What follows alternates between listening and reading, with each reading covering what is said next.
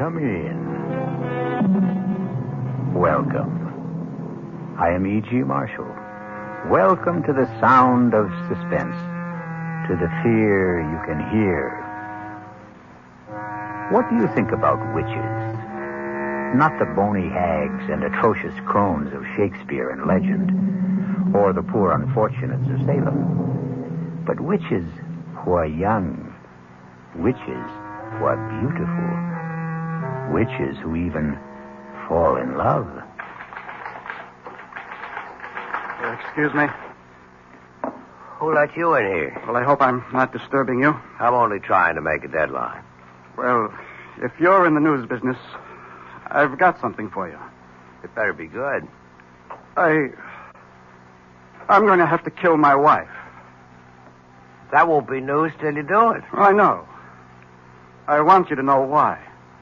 Okay. Why? Because she's a witch.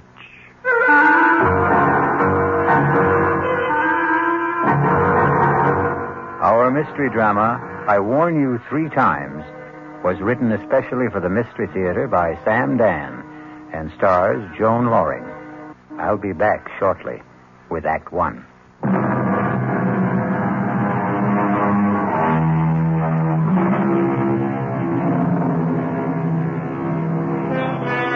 It's one of those miserable, stormy nights in the dead of winter. A thick, clinging, wet snow seems determined to smother the entire earth and everyone on it.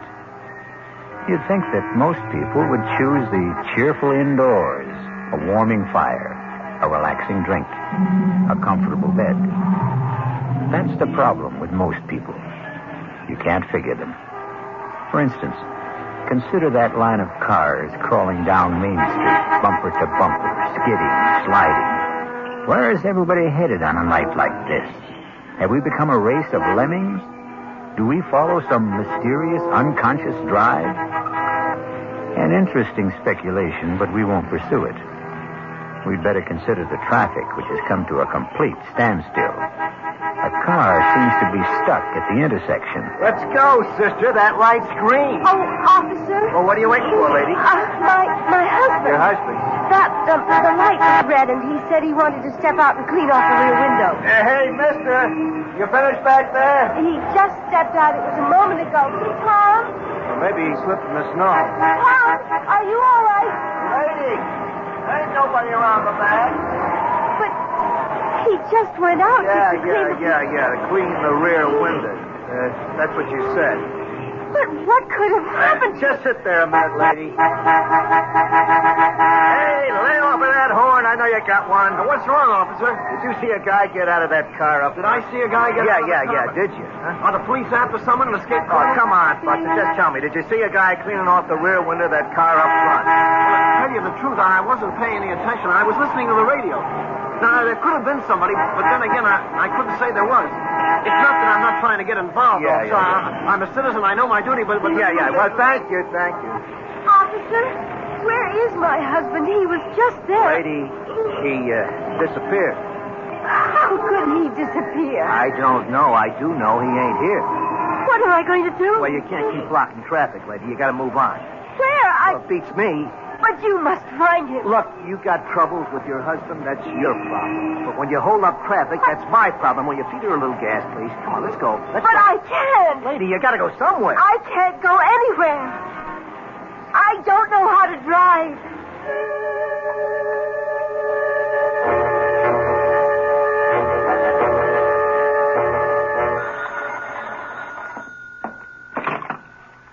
Desk, Lieutenant Carrol. Yeah. Nobody wants this guy, you say? Well, technically, that isn't true. His wife wants him. Okay. Well, look who's here. Lieutenant? You won't win any Pulitzer Prizes around this joint tonight, Peterson. I was hoping you might have a little bone to throw me. Page 1. I'll settle for 2 inches on the bottom of page 38. If you promise to remember 2 R's and 1 L. First name Irvin, not Irving. Lieutenant Irvin Carrol. We may have something shaping up. Ah. I don't know where it can go. Everywhere or nowhere. What have I got to lose? Sitting over there on the first bench. Ooh, that's nice. And married. Well, you win, you lose. A very, very weird story. Tell me about it. No. Let her tell you about it. Why don't you ask her? Excuse me. Oh. My name is Fred Peterson. I'm a reporter for the Union Messenger. Oh, no, I don't want to talk to a reporter. Why not? Because Because you're afraid? Why? Could you put Tom's picture in the paper? Well, that depends. Has Tom done anything? He's disappeared. Well, we'd need the how, the when, the where. The when? About an hour ago. Where? On Route 986 at Main Street. How? I don't know. You see, we were driving south. It was snowing hard, and he said, I can't see out the rear window. The light was red. He stepped outside to wipe it off.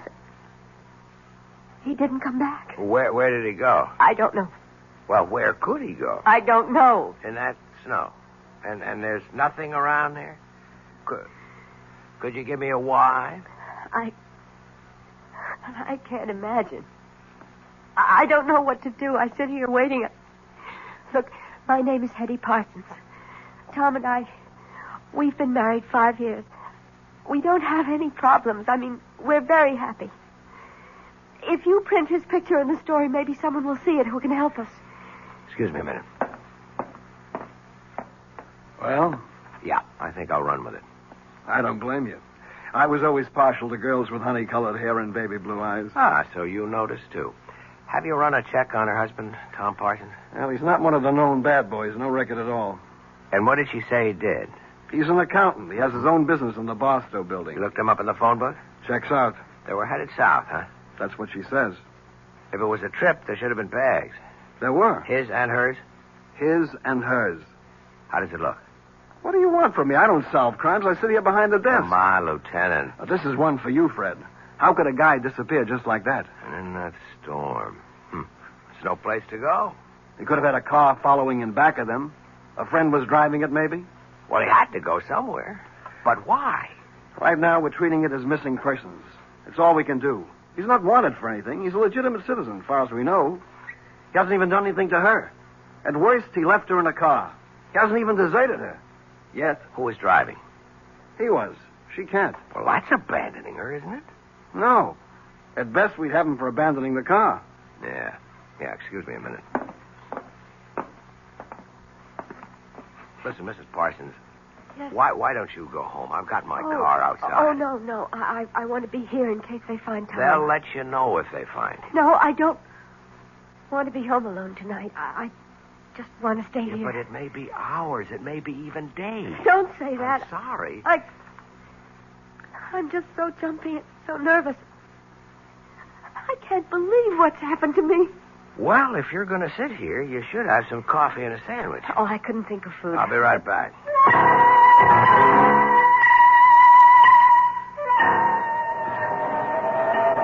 Hey there, Officer Dennis. Well, look who's here, the friendly reporter. Yeah, listen, that girl. Yeah, I was going to ask what girl, but I won't. Yeah, I want to start at the beginning. Oh, well, you know, Lieutenant Carroll's got 2 R's, but Patrolman Dennett's got 2 N's. Yeah. What did happen? Well, like she said, he went out to clean the rear window, and he was gone. Anybody see him? I checked the car and back, but who looks, who notices? Where could he have gone to around here? Well, on the south side, you got open fields. On this side, a couple of warehouse buildings locked up. Night watchman? Yeah, he's a retired cop. No sign of anybody trying to break in, to hide, or whatever he may have wanted to do. Okay, so what could have happened to the guy? Well, it's all very interesting, but in 15 minutes I go off duty, and I won't have to worry about it.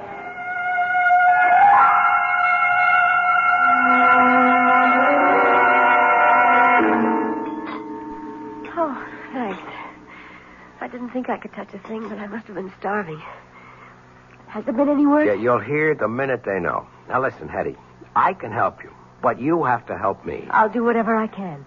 We have 2 basic roads to explore. 1, somebody was out to get your husband. Oh, no. No. Tom is the mildest, sweetest, most obliging guy on earth.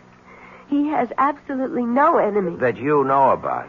Tom and I have no secrets from each other. Everybody has at least one enemy. Tom is incapable of hurting anyone in any way. He sounds too good to be true. If he does have a problem, that's it. All right. The second road to explore. He wasn't pushed, he jumped. What does that mean? It means he walked out on you. Oh, it's inconceivable. Why? I've had a liberal education tonight, Mr. Peterson. Call me Fred. No, not yet, or maybe never. I've been introduced to a new world. I've been thrown in with people who basically don't believe in anyone, don't trust anyone, and perhaps they have good cause. Perhaps that's how life is in their world. Perhaps their world is the real world, but it isn't my world. May I ask, do you come from another world? It's entirely possible. I won't call you Fred unless and until we become friends. But that's just a little thing. The policeman who brought me here is a confirmed cynic.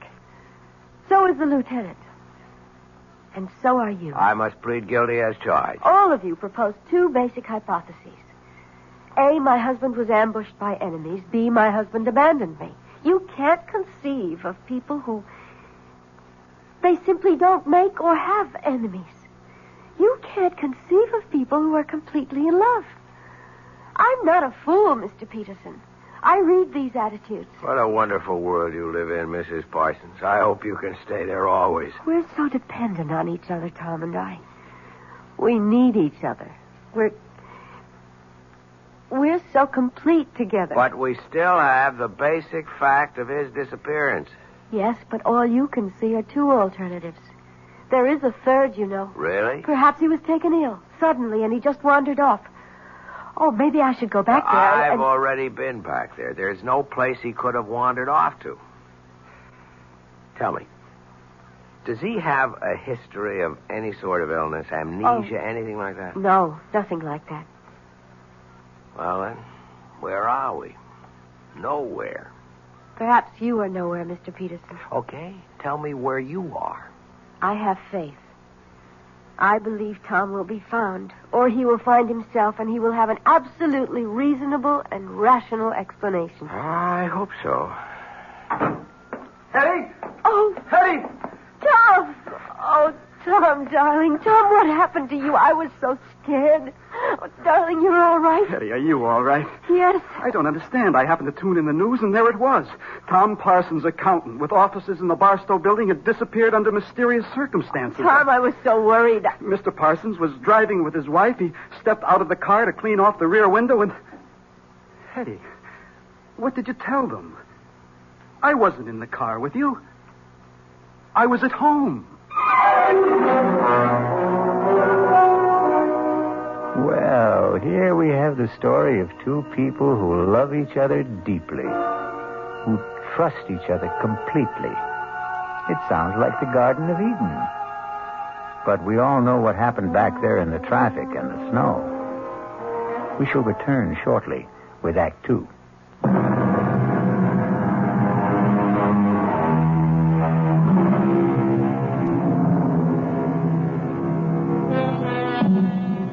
You've seen these couples, or rather heard of them.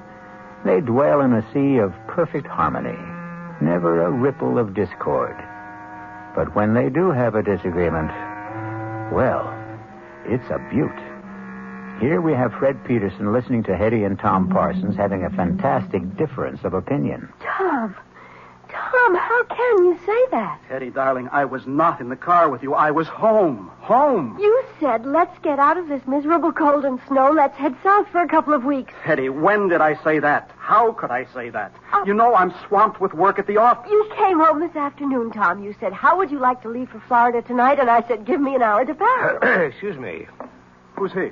Oh, he's just... I'm just Fred Peterson of the Union Messenger. A reporter? Oh, please, don't be alarmed. I assure you it's a thoroughly respectable profession. Well, I see no point in emblazoning this all over the newspapers. Is there anything to emblazon, as you put it?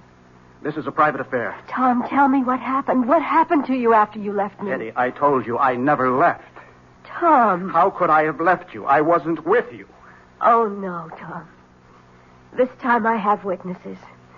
The police officer, he knows you went out to clear the rear window. How does he know? Because he... Because you told him. Mr. Parsons, now, obviously your wife seems distraught. I would suggest... Keep your suggestions to yourself, Mr. Peterson. Don't you dare imply that I'm overwrought or nervous or hysterical. I am completely calm, extremely rational, and absolutely in command of myself. I know what happened this evening. Mr. Peterson, this is obviously a private matter between my wife and me, and nobody's business but ours. What did you mean, Mrs. Parsons, when you said that this time you had witnesses? Have there been other times when... Hedy, it doesn't do us any good to air this in public. All right, Tom. Take me home. Let me talk to that officer at the desk there. Find out if there's anything we have to do. Well? Well, what? Friend, husband, Tom. He didn't turn out to be quite as advertised.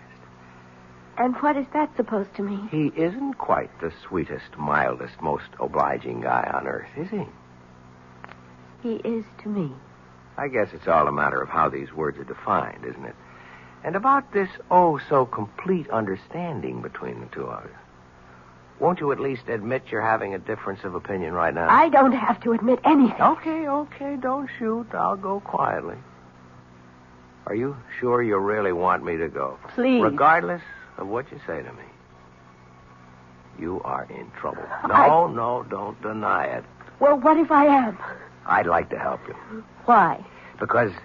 Would you want to help me if I were middle-aged and fat and sloppy and ugly? It isn't 10 minutes ago. You accused me of living in a world where no one trusted the next fellow or believed in him. You accused me of being a confirmed cynic. Is it possible you don't remember what you say from 1 minute to the next? I'm sorry. Don't be. There's a great deal to what you said. You're kind, but no one can help you. I could try. And no one should try either. Why not? It's too dangerous. That was the wrong thing to say to me. I'm warning you. You're only getting me in deeper. Please, For Fred. openers, my business is to take chances and get myself into... Hey, you know what happened? What? You called me Fred. Oh, I'm sorry. I shouldn't have. But you did. And that means we're friends. Look, I only want... You're the one who set up the ground rules for this thing. First names are for friends only. Please, forget what happened here tonight. I warn you. You've already warned me twice. It won't work. I can only warn you 3 times. Do you mean you keep score? Please don't joke, Fred. You keep saying the wrong word, or I should say the wrong name. The wrong name is Fred. You can't call me Fred and expect me to forget everything. I warn you. I warn you for the 3rd time. Forget all about tonight for your own sake, for your own safety. And after saying all that, you still expect me to forget about it. Tell my husband I'll wait for him outside in the car. Wait a minute, Hedy. I warned you, Fred. I warned you 3 times. Now, goodbye. Where's my wife? She said she'd meet you in the car. Mr. Peterson, if I were you, I'd forget everything that happened tonight. Is that a threat? No. A warning. That's all I've been getting around here, warnings. Well, for your own good, take them seriously. And if I don't? You'll regret it for the rest of your life, which may not be a long one. You still insist that you're not threatening me? I'm only trying to help you. Really? And why should you do that? Why? I don't know why.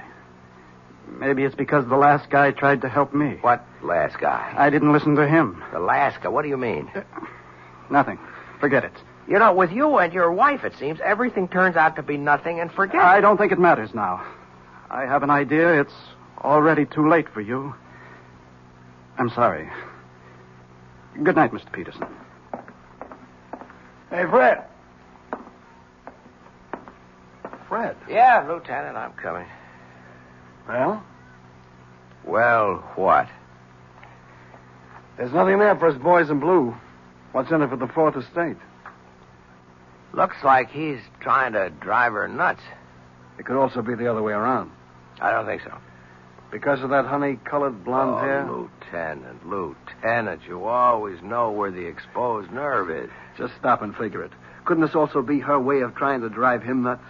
As a reporter, I would have to say yes. But, as a man? I don't know. Well, you got a problem, Fred. How are you going to tackle it? As a reporter? Or as a man?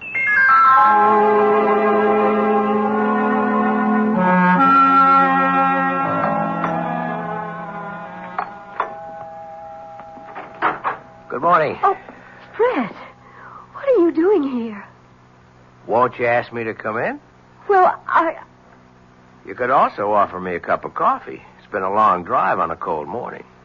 Oh, well, I suppose you might as well come inside. How gracious. I'm sorry. I'm still upset, and you should know why. Come into the kitchen. I was just pouring myself a cup. Thanks. Charming place you have here. Thank you. I suppose Tom is generous enough when it comes to money and things. The implication being that he is not generous when it comes to what? Fred, if you insist on talking about Tom, I'll have to ask you to leave. Okay, let's talk about you. No. We can't talk about me either. What can we talk about? The weather, politics, sports. You'd be surprised. I'm a very well-informed person. We could talk about art or literature. I didn't come here to talk about those things. I know why you came here. Do you? Fred, I'm a married woman. But you're not a happily married woman. I'm happy enough. Okay. Let me tell you why I'm here. As a reporter, that is.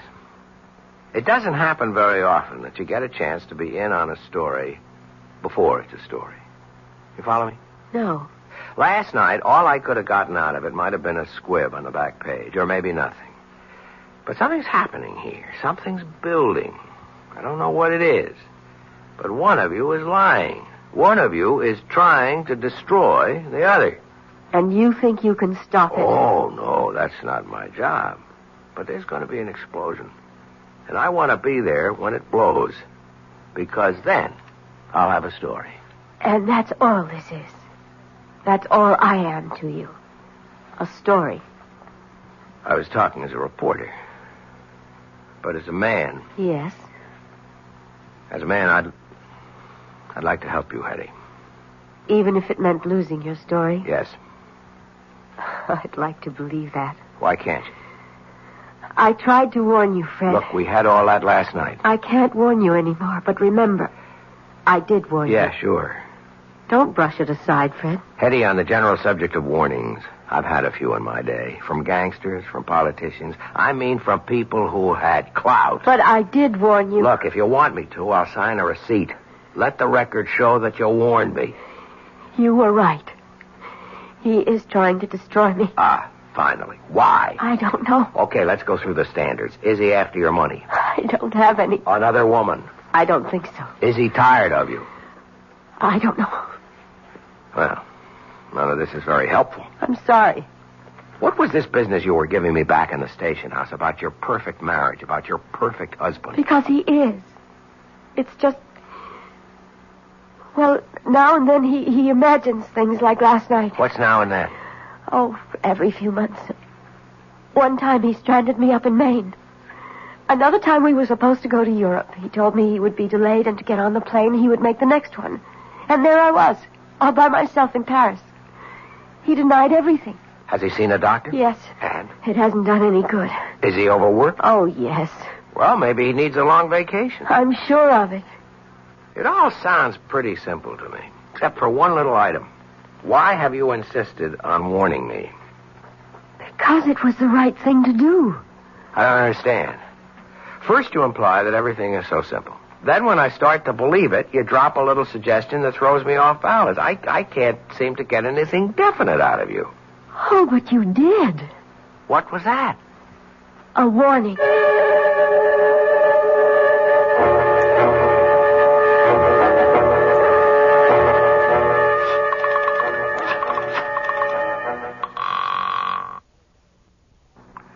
Lieutenant Carrol? Hey, Lieutenant. Yeah, how goes the Parson case? How did you know I was going to ask you about the That part? honey blonde hair. Does it really show that much? Hell, you are hooked. You know something? That's true. And she may even be playing me like a fish. So what can I do for you? Well, no crime has been committed yet, but you can bet there's one on the way. Well, till then, we're handcuffed around here. Sure, but you got all the facts. What fact? I mean, you can get at them in a routine way. Work up both of them, some past histories. That's spending the taxpayers' money. You spend the taxpayers' money every day. Something's ready to blow up there. Just be ready for it. That's all I'm asking. Actually, Fred, if you want the truth, we've already started. And? Keep keep in touch. Yeah? They said you're in this office. Well, look who's here. Tom the piper's son. Come on in, son. Mr. Peterson, I've decided to tell you everything. Because I know you're in love with my wife. Oh, wait a minute. Now, there are all kinds of meaningless expressions. Wait a minute, see here, hold on, or a few. Let's dispense with them. You can't accuse me. I don't accuse you. I state a fact. Well, let's be fair. I only met your wife last night. I admit she's attractive. I don't even know her. That's what I told him. That's what you told who? The last guy. The last guy she was married to. I wish I knew how to start this. Well, start at the beginning. Okay. I'm an accountant. You're a reporter. Both of us are men of the world. I mean this world. You live on facts. I live on figures. So how can I tell you? How can I expect you to believe me when I say that Hedy isn't a human being at all? She isn't? No. She's a witch.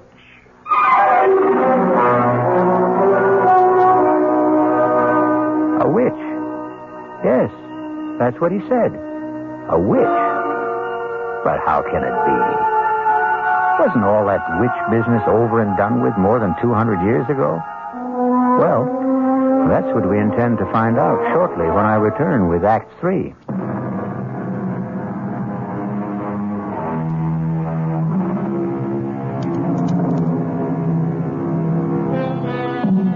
Tom Parsons and Fred Peterson sit in a newspaper office. Both are young, alert, stylishly dressed, every bit the modern, sophisticated men of today. And yet, the subject, the very serious subject under discussion is witchcraft, of all things. Well, it isn't every day a man accuses his wife of being a witch. It isn't every day a man finds out he's married to one. I can only say it's incredible. I know. That's what I said when he told me. When who told you? The last guy. Tell me about the last guy. I met Hedy on a cruise ship about 5 years ago. She said her husband had just somehow disappeared. She was distraught. You know, she does the distraught bit to perfection. I know nothing of the kind. What happened? Had he fallen overboard? Well, that's what she made everybody think. Till we got a radiogram from shore. He claimed he knew nothing about the trip. Well, either he had boarded the boat or he hadn't. Okay, let's get all of that cleared away. There was a ticket in his name. There were some people who claimed they had seen him. The trouble is, there was a pretty drunk bon voyage party.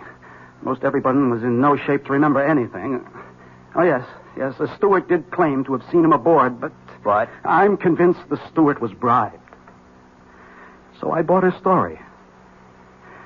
I fell in love with her. Just as you did. And I helped her kill him.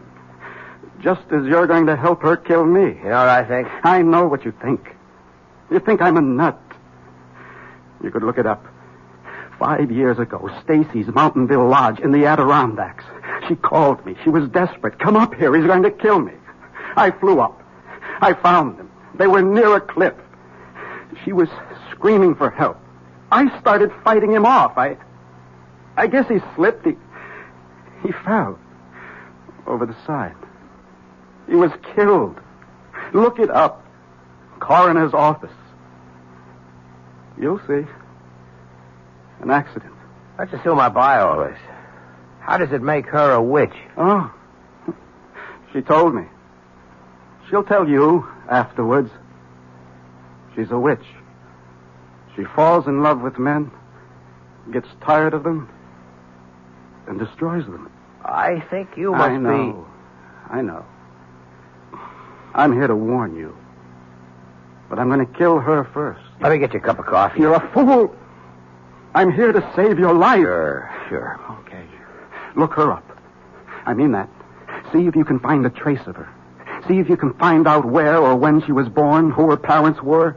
She has absolutely no background, I tell you. Don't get Good excited. Lord, this is all so familiar. All of this is what he said to me and what I said to him back there before I killed him. Now, nobody's going to kill anybody. I don't know you. But you look like a nice guy. Take my advice. Save yourself. Save yourself.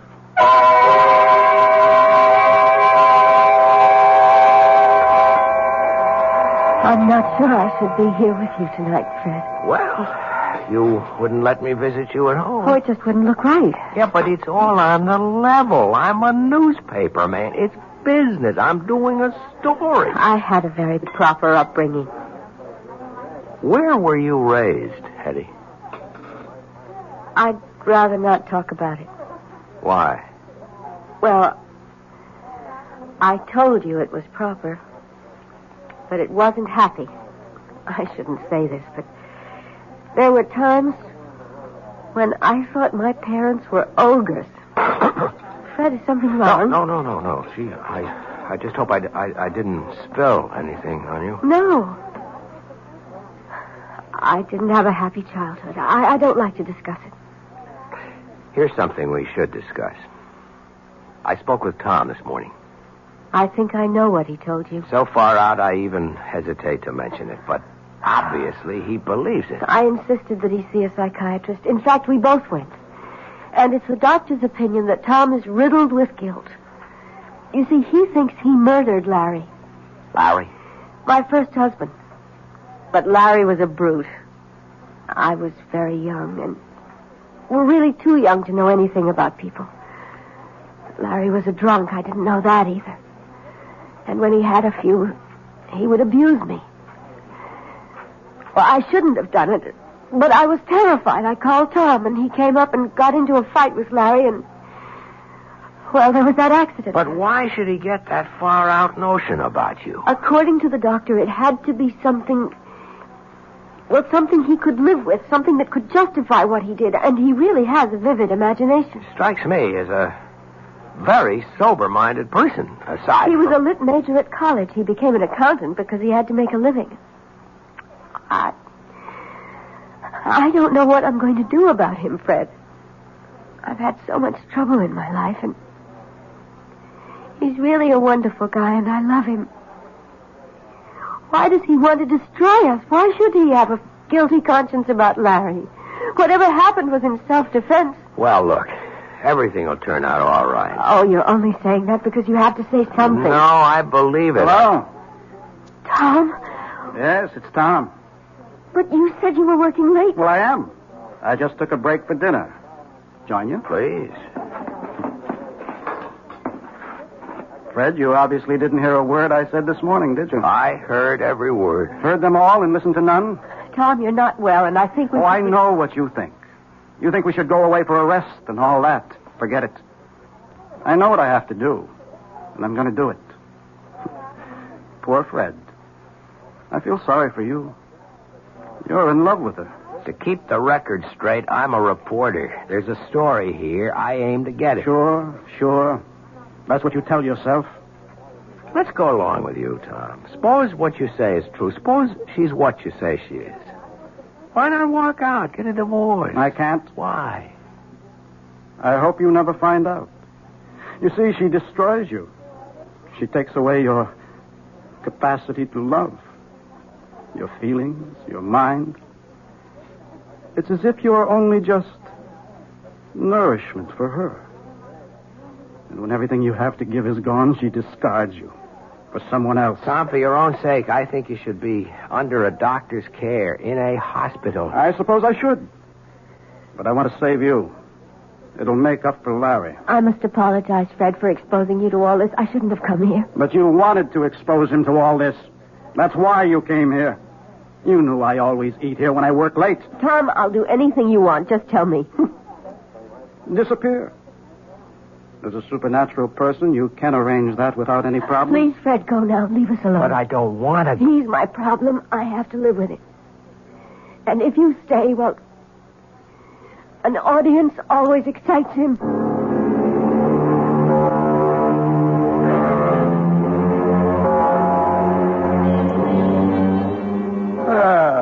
look who finally showed up. What happened to that Nobel Prize for journalism you were working on? Lieutenant, there is no Nobel Prize for journalism. Oh, well, what happened anyhow? I got off it all. Couldn't make heads or tails. Well, we're still on it. As a matter of fact, information keeps pouring in all the time. On her? On him. Funny duck. He was always interested in spirits, that kind of thing. He wrote his master's thesis on something called demonology. Well, there's nothing there for me. As a man or a reporter? Both. You know, I've been married 10 years, and I've never been tempted. But if I could be, she could do it. Oh, that dame is something. I'm surprised at you, Lieutenant. But there's hope for you. If what you say about the husband is true, he winds up in the loony bin, and after a respectable interval, she could be yours. That's what's in your mind, right? You are the most cynical person I know. Come off it. We're two of a kind. I'd even wait for her myself. Lieutenant Carrol. Is Fred Peterson there, please? Hold on, I'll see. It's the girl you love. Cut it out. Okay, the girl we love. You hear? Yeah, I guess I'm here. Take it. Hello? Fred, I'm scared. What's the matter, Hedy? Don't ask any questions. Just come to my place. Quickly.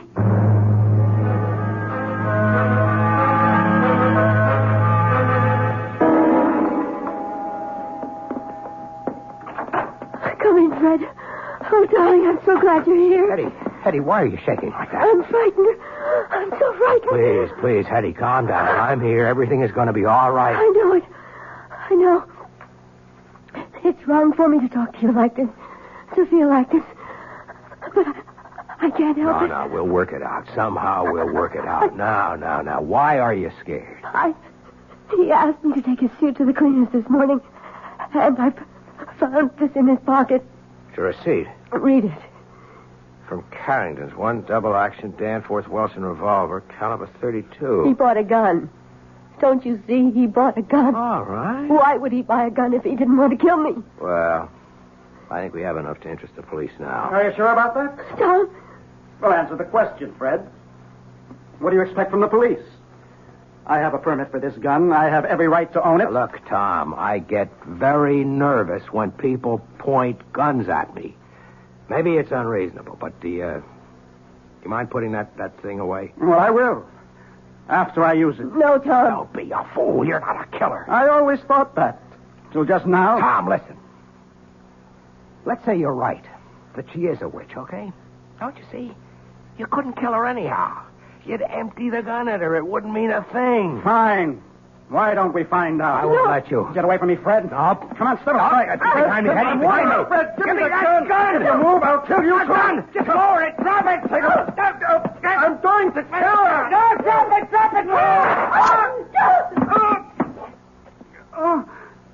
Tom!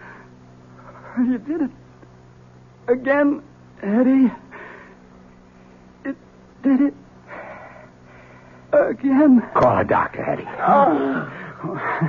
What for? You poor sucker.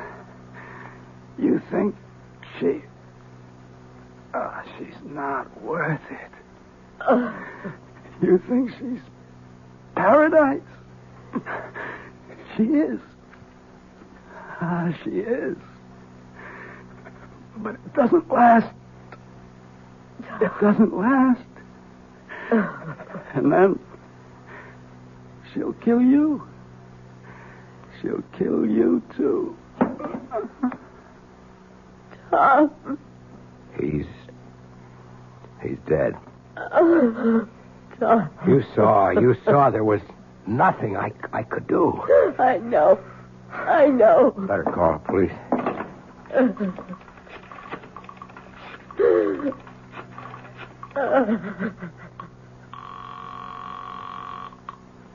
Lieutenant Carrol? Lieutenant, it's Fred. Hey, Fred, I got news for you. What I mean is I have absolutely no news for you. Lieutenant, listen to me. You know, we drew a complete blank on that dame. We traced her back to St. Louis City Hall, where she married a guy named Larry Bellows. She gave her home address as Charterville, Illinois. But there's no such place. Listen, Lieutenant. It's as if this dame just materialized out of thin air. No background at all. Wait a minute. Hedy. Who are you? Hello? Oh, Fred. Fred, why did you call? Who are you, Hedy? Fred, what's on your mind? Hedy. I warned you 3 times, Fred. I warned you 3 times.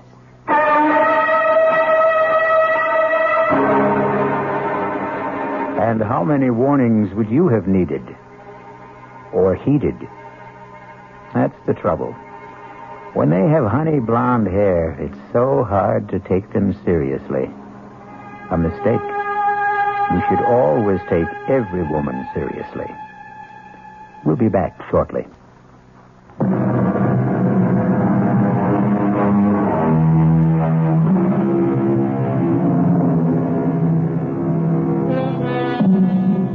Are there really witches? Everyone must keep his own counsel on the matter. However, if you should happen upon a damsel in distress, and she has honey blonde hair and baby blue eyes, remember, we warned you 3 times. Our cast included Joan Lorring, Mason Adams, Tom Keena, Alan Manson, and Sam Gray. The entire production was under the direction of Hyman Brown. This is E.G. Marshall inviting you to return to our Mystery Theater for another adventure in the macabre. Until next time, pleasant dreams.